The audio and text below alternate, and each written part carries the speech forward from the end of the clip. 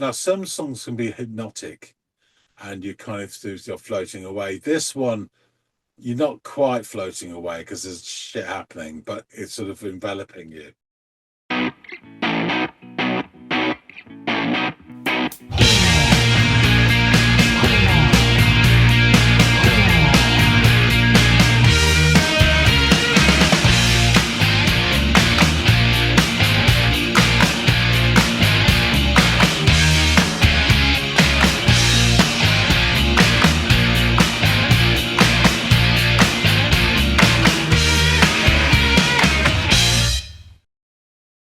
Hey, everybody, and welcome to another episode of the Audiophiles.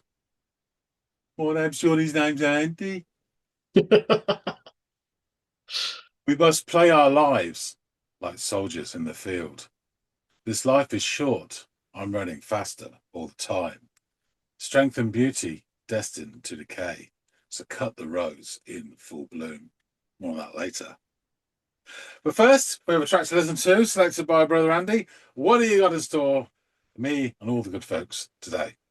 Well, this is an artist that I brought up in passing with you, asked if you had heard about him or any of his stuff. You said no. So I said, oh, I'm going to bring him to the channel. And here we are, me bringing him to the channel. The artist, Mac DeMarco. And the track by Mr. DeMarco that I want you to check out is called Moonlight on the River. It's one of my favorites by him. And I'd be interested to hear what you have to say about this sound that he has. So please go off, give this thing a go, and come back and let us all know what you think of it.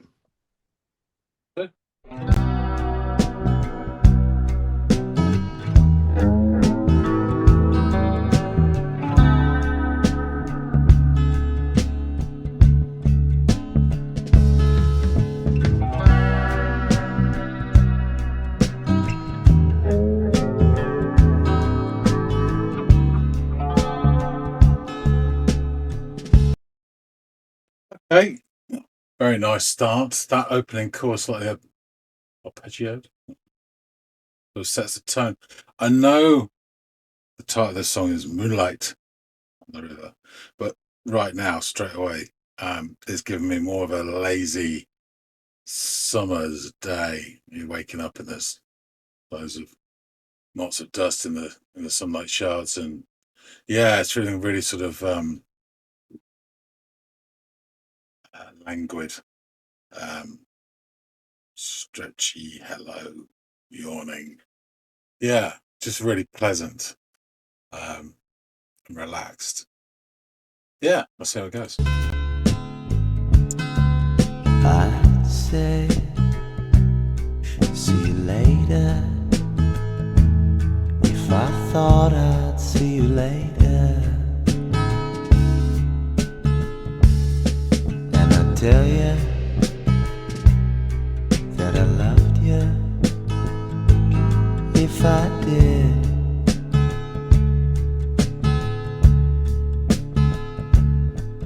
It's so strange deciding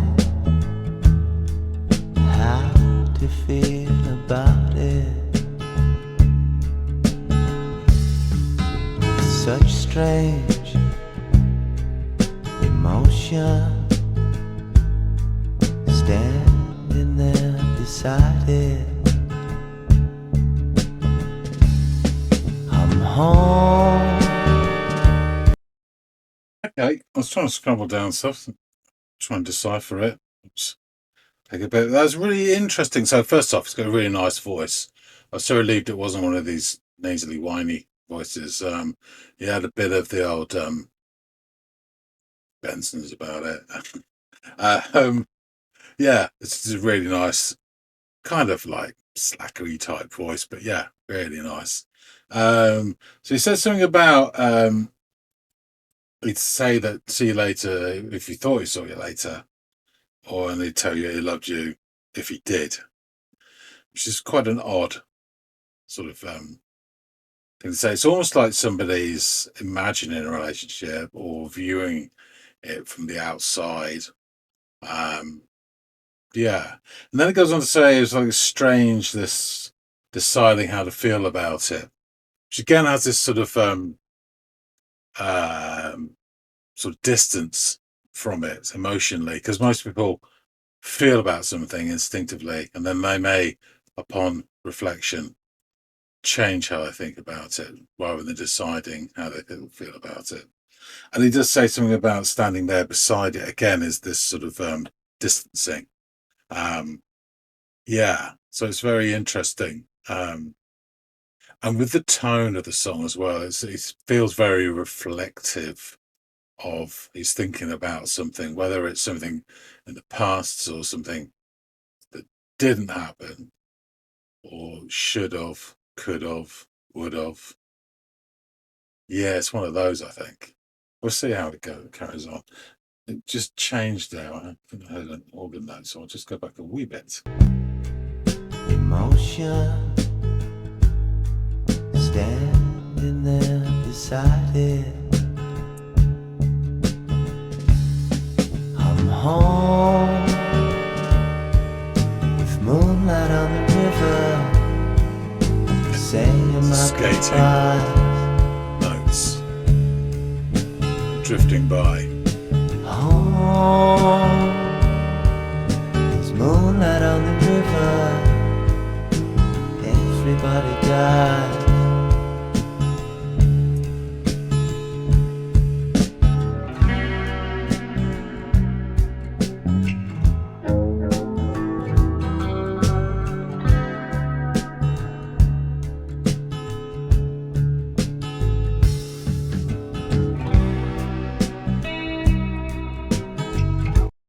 Perhaps I didn't notice it, but I think I just heard a tiny sort of cymbal splash, and that's the first time I noticed one. It's been really low key. The bass is just like dropping notes like markers. Really nicely done. Don't get me wrong, but it's just really simple.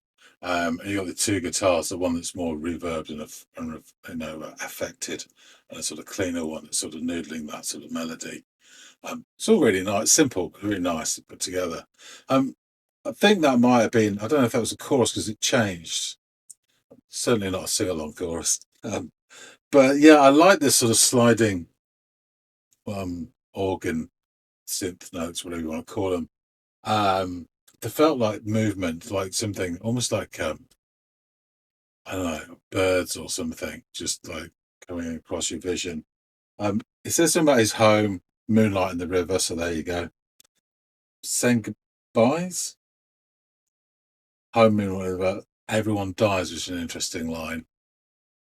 Yeah, clearly there's some sort of personal narrative going on here, which is making me think about all this. I don't know what the hell that could be. But the moonlight in the river stuff is really, it's symbolic. And it can mean lots of different things. Yeah. I mean, very simply, moonlight on the river is reflected light, and it's twice reflected, really, because it's light reflected from the moon, and that light is from the sun. So it's, yeah, so it's really sort of like second, third hand almost. Rivers can mean passing of time, journey of someone's life, even, and reflected at night rather than in daytime, has this sort of otherness about it. It can be sinister or mystical or magical at night. There's all these things. It kind of makes me think of Night of the Hunter, which is probably my favorite film. And there's these wonderful shots of them on the boat going down the river with the animals right in the foreground. It is just unbelievable. It's such a good film. Yeah, it kind of made me think of that. I'm sure he's not referencing that at all. That's what it made me think of. Yeah, really cool. It could be all sorts of things here, and you can pop your own imagination into it. That's with the beauty of it. Everyone dies. I wonder.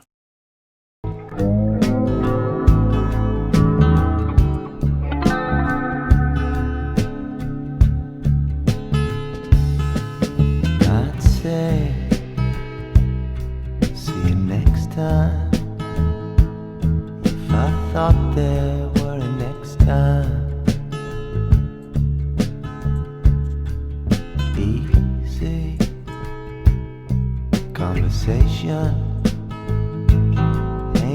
exactly where we're at. It's so strange deciding how I feel about you. It ain't like I ain't used to going on without you. I'm home with moonlight on the river, saying my goodbyes. Home, there's moonlight on the river, everybody dies.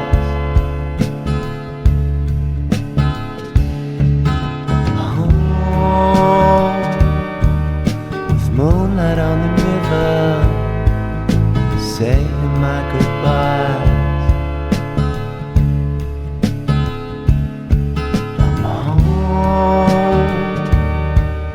Moonlight on the river, everybody dies.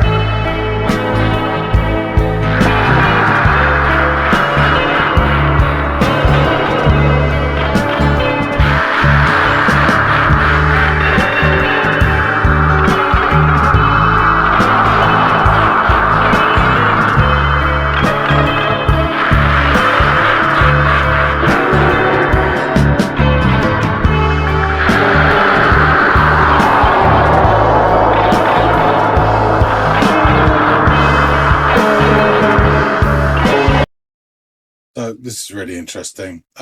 We've gone from like a dreamy, lazy, well, initially my thoughts, morning, summer, to a reflective, small hours like the Moonlight in the River, into this. I think we're now going from sort of dream into a sort of definitely an otherworldly state, perhaps even nightmarish.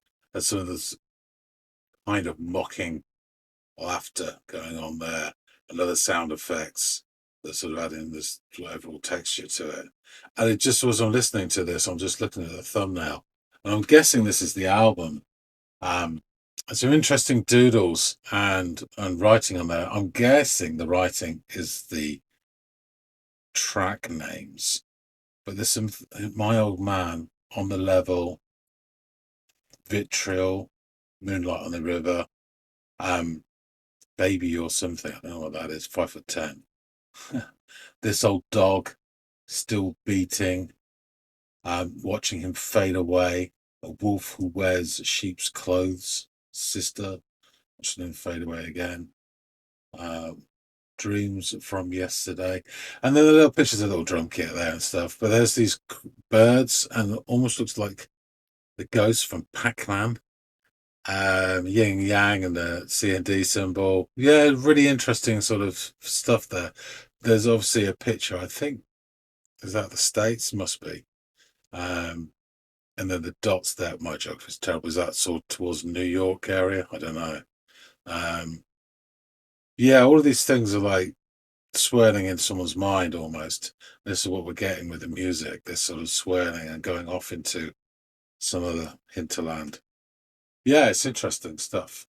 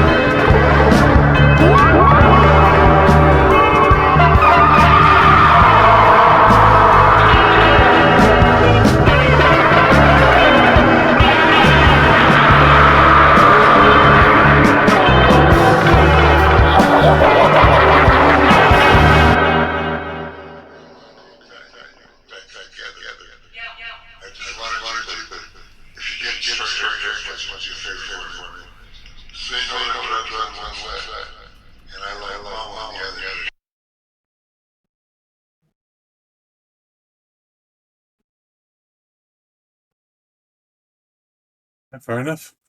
Yeah, it did all get sort of yeah, you suppose you listen to music and you sort of not zone out, but it sort of takes you off and away. And it was doing a little bit of that, but at the same time it was all churning still. So you weren't peacefully floating off. And then this, I don't know, there's a recording, voicemail, something like that at the end, again, really heavily reverbed. So it's these ghostly echoes. Again, it's not comfortable. It's not sinister, but it's not comfortable. You may feel this otherness or perhaps something's wrong. Yeah, just really interesting. Overall, I really like this song. She's very thoughtful and it just makes you sort of stop and think about stuff. And this is just the first listen. So yeah, interesting stuff. I need to know a bit more. Perhaps Andy will have an idea of what this song is about. If he doesn't, I can live with that, but it would be nice to know. So let's get back there and much to talk about, I think.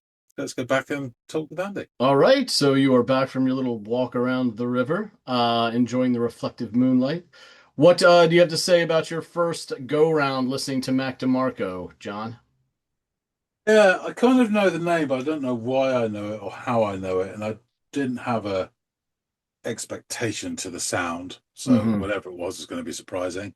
But I would say the opening chord sort of sets the tone. It's a lazy sort of hammock swinging, slightly arpeggioed chord from his dreamy, heavily reverbed guitar that kind of takes off like a languorous flamingo, almost in slow motion. So yeah, the drums kick in a dog nodding beat, and the bass notes kind of fall like beer mats onto a pub table, just plop down, very uncomplicated. The second unadulterated guitar sort of noodles a melody with all the urgency of a silent film handcar trundling along the Union Pacific. It just has that sort of, gentleness about them. So all of this creates this atmosphere, which for me, the first couple of minutes is like waking on a warm, sunny morning with all sort of motes of dust dancing in the showers of light. And I know the title is Moonlight, but initially for me, this felt like a lazy summer song. Mm. Just had that atmosphere. I can see that, yeah. So your man starts singing. And of course, he's got that sort of 40 Bensons a day voice. Not quite, it's not Tom Waits, but, there's a little bit of, slight rasp to his voice. But Yeah. it's nice. It's got warmth. It's got character. I was just really pleased it wasn't some sort of nasally, whiny voice. It was proper, decent. So yeah, nothing outstanding or anything, but just great. And he opens with, and I managed to catch the lines because there's not a huge amount of lyrics in this song. Something about I'd say see you later if I thought I'd see you later, and I'd tell you that I loved you if I did. So I thought this is an odd reflection. Reflection comes up a bit in this. So it's like someone almost imagining a relationship that wasn't, or looking at something on the outside, maybe a past event or an event that hasn't happened. Just strange. Mm-hmm. And then we get this sort of couplet after it. It's so strange deciding how to feel about it, strange emotions standing there beside it. So again, there's this pondering of an emotional response. Now, it's interesting, or I found it interesting. Most people will have an instinctual emotional response to how they feel about something, and it's usually instantaneous and a gut feeling, which then may change after some rumination. But the lyrics that follow, standing there beside it, has this degree of separation from the event as well. So again, something perhaps imagined in theory rather than a empirical recollection. That's how I sort of felt about it. Nothing concrete, just my impressions. Yeah. So then we get the next bit, and there's these lovely sliding organ notes. I call an organ, might be a synth, whatever, but it sounds like an organ note appearing. And what I think is the chorus. It's not a massive, big sing-along chorus, but I think it's a chorus. And it adds another layer of this sort of nebulous texture to the song. And it kind of made me start, initially maybe thought of like birds moving. They felt, even if they maybe didn't, but they felt like they panned across the sonic landscape, these organ notes. Um, and initially it sort of made me feel birds, and then later on, by the completion of the song, it's almost perhaps like ghosts or spectral representations of something. It's interesting, one of the theories about ghosts and how they're seen now, the sort of white sheet ghosts, with the face, that they think come from barn owls, like Oh, silent and that sort of moon face thing, yeah, yeah. coming out of the gloom, would scare the shit out of, most people.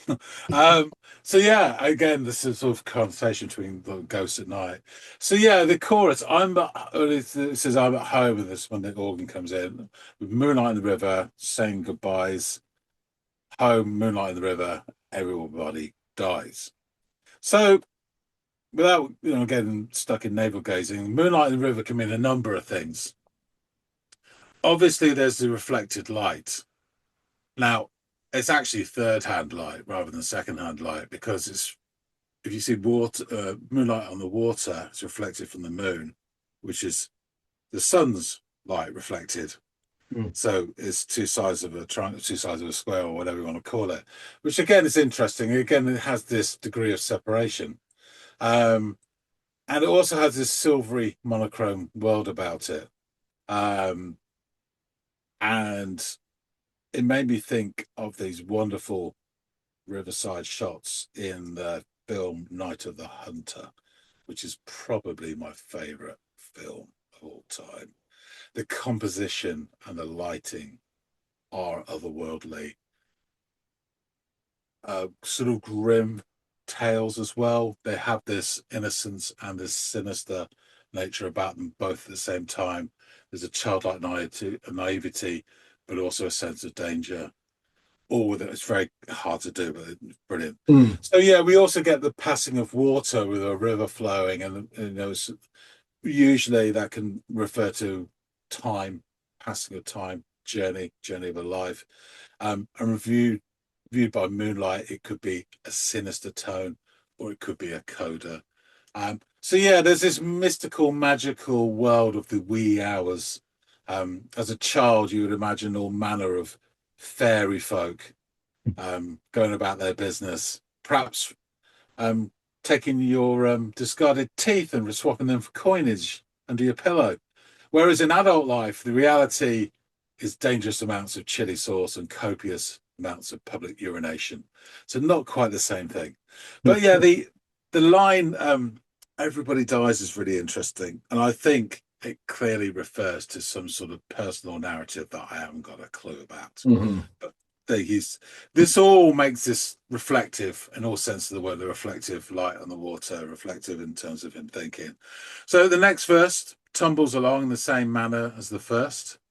He says a line there, I'd say see you next time, if I thought it was the next time. And he talks something about awkward conversations as well. And then again, he deliberates how he feels, but this time it's how he feels about you, I think he says, rather than how he feels about it or whatever. And then we get the chorus again with the skating organ notes returning. I would say musically, it's really pleasant. There's a lovely tone to the guitar. Well, there's two guitars, isn't there? But that other sort of reverb guitar is really nice. And it has that, when it's played slowly, it has that reflective quality to it. It makes you start thinking about things. I only noticed them probably earlier, but it's only about halfway through I noticed the first like cymbal hit.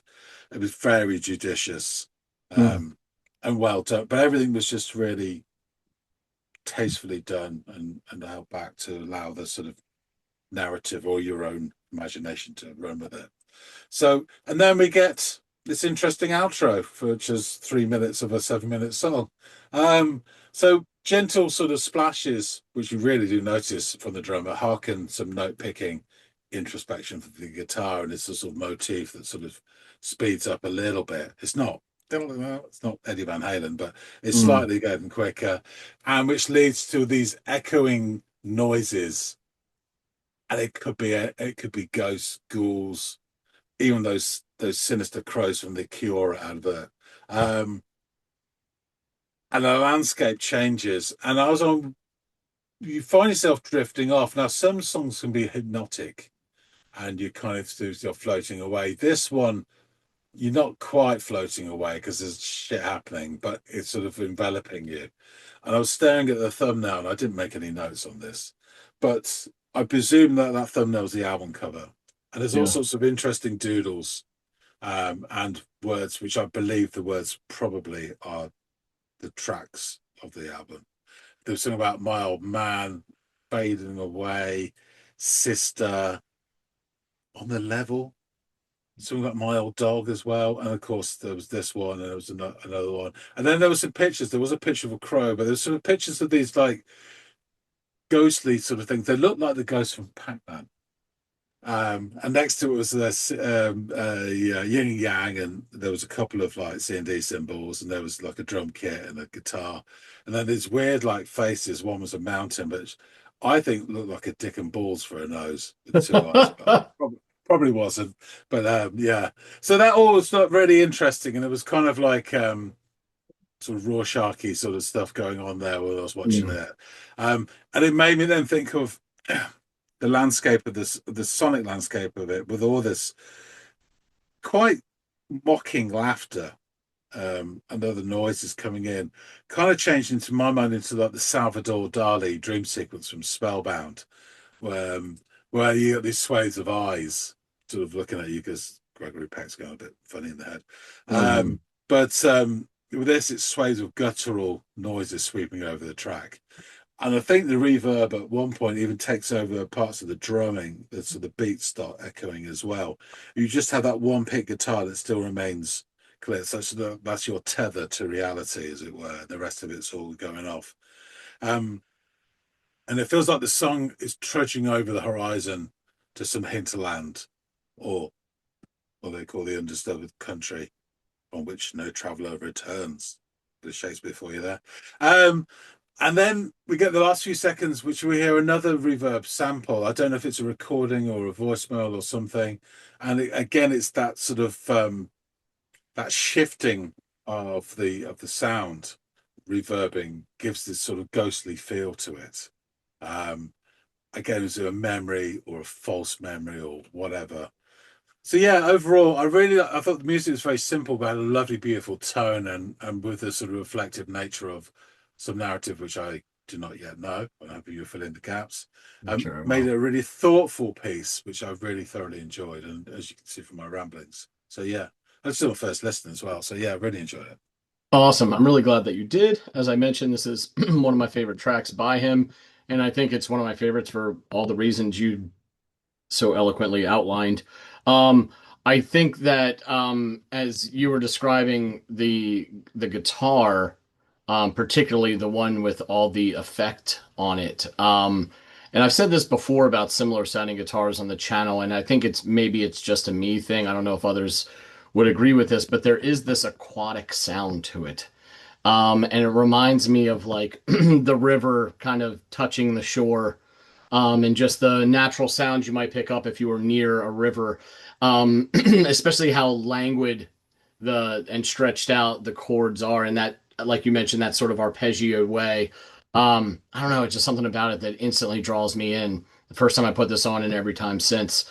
And he does a really good job of creating that atmosphere that you described. So yeah, I love this song, and it's an interesting subject matter as well, which I will get into as I go over the man and the tune. So yeah, McBriar Samuel Lanyon DeMarco, born Werner Winfield McBriar Smith the Fourth, was born on April 30th, 1990, and he is a Canadian singer-songwriter, multi-instrumentalist, and producer.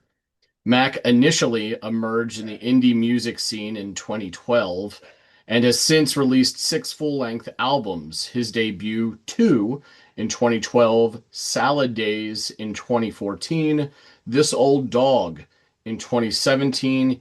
Here Comes the Cowboy in 2019, Five Easy Hot Dogs in 2023, and the album Guitar in 2025. He additionally released the mini albums Rock and Roll Nightclub in 2012 and Another One in 2015, as well as the compilation album One Wayne G in 2023. And in 2018, DeMarco established his own record label by the name of Max Record Label. He just really went out on a limb there with that title.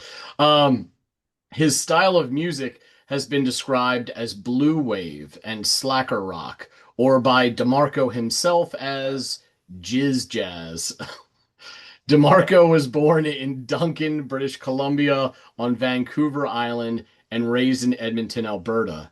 His great-grandfather is Verner Smith, Alberta's former Minister of Railways and Telephones, for whom DeMarco was named, and his grandfather, also named Vernon Winfield McBriar Smith, was a judge of the Court of King's Bench of Alberta.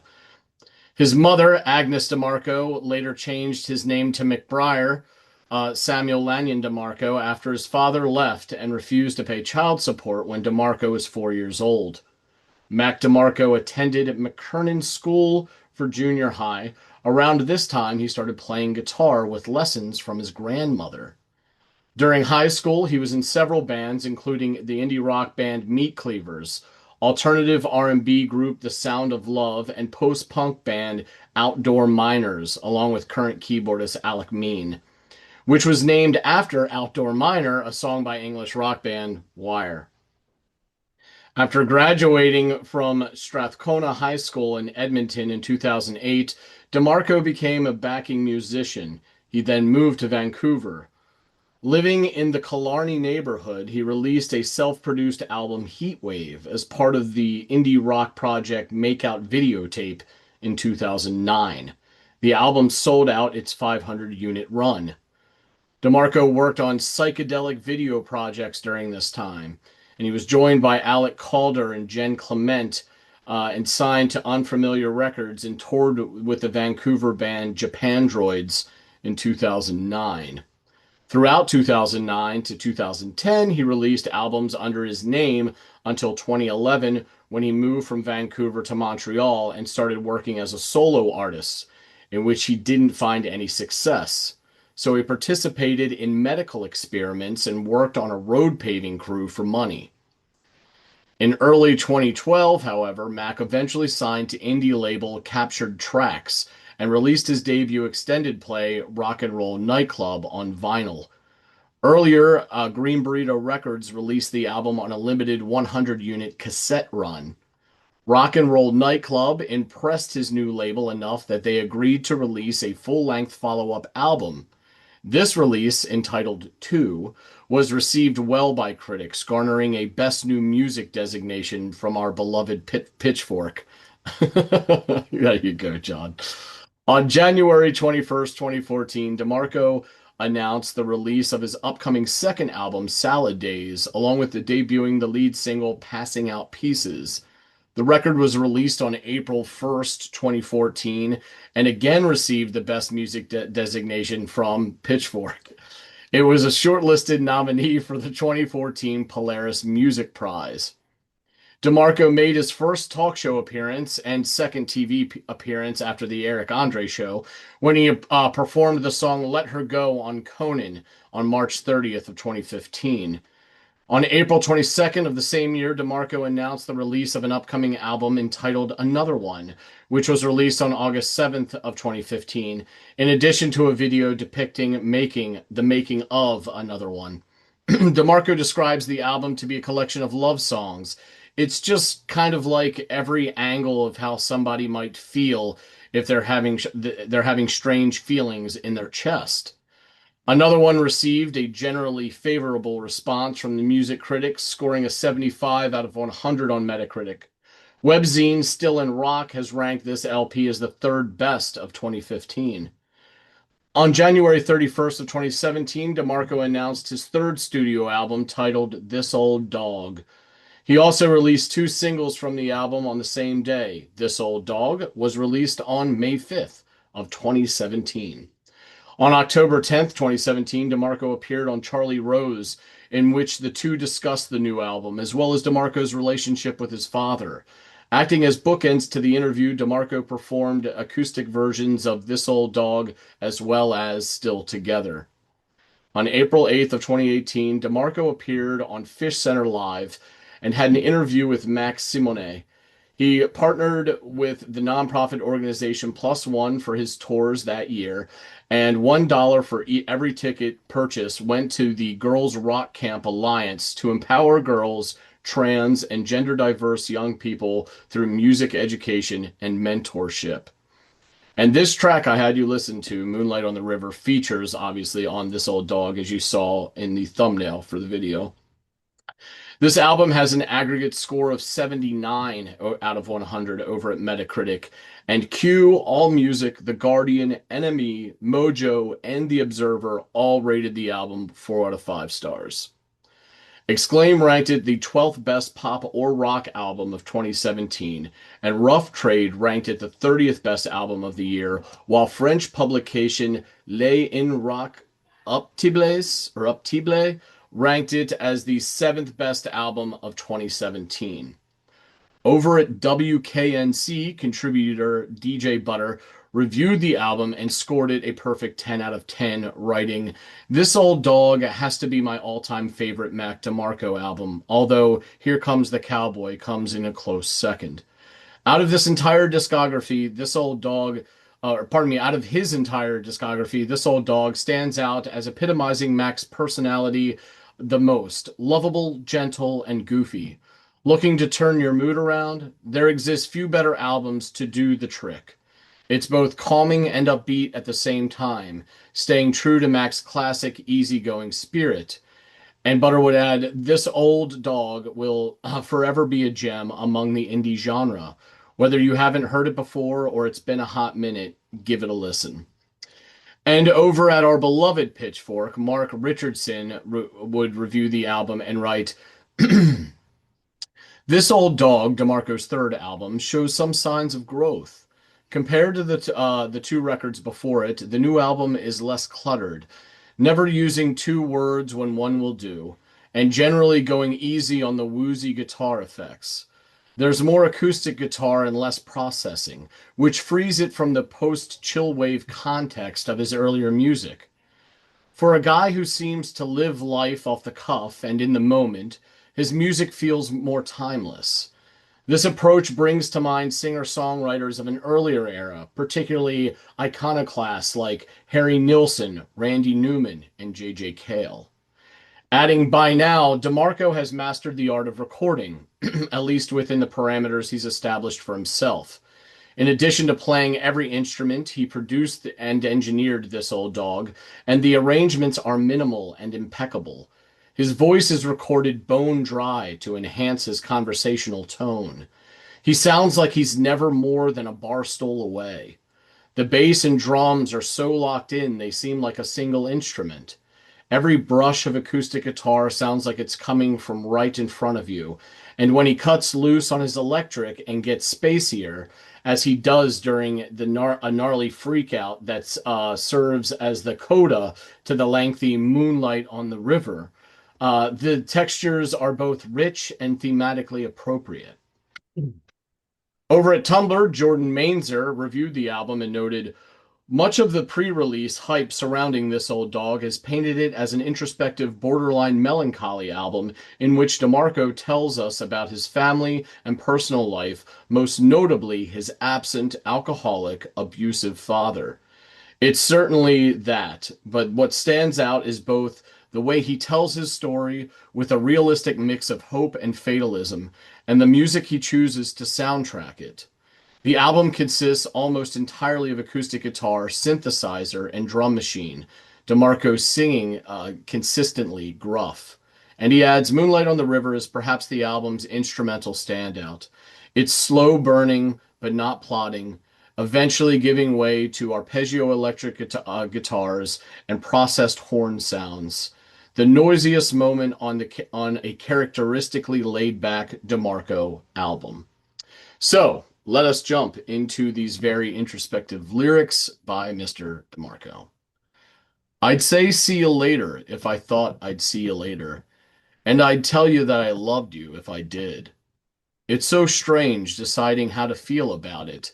It's just strange emotion standing there beside it. I'm home with the moonlight on the river, saying my goodbyes. I'm home. There's moonlight on the river. Everybody dies. I'd say see you next time if I thought there were a next time. Easy conversation ain't exactly where we're at. It's so strange deciding how I feel about you. It ain't like I ain't used to going on without you. I'm home with moonlight on the river, saying my goodbyes. I'm home. There's moonlight on the river. Everybody dies. I'm home with moonlight on the river, saying my goodbyes. I'm home. There's moonlight on the river. Everybody dies.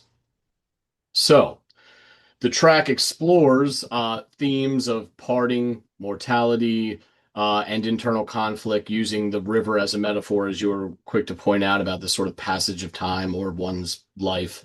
And he's using it here sort of as life's journey. Its reflection symbolizing bittersweet goodbyes and life's fleeting moments.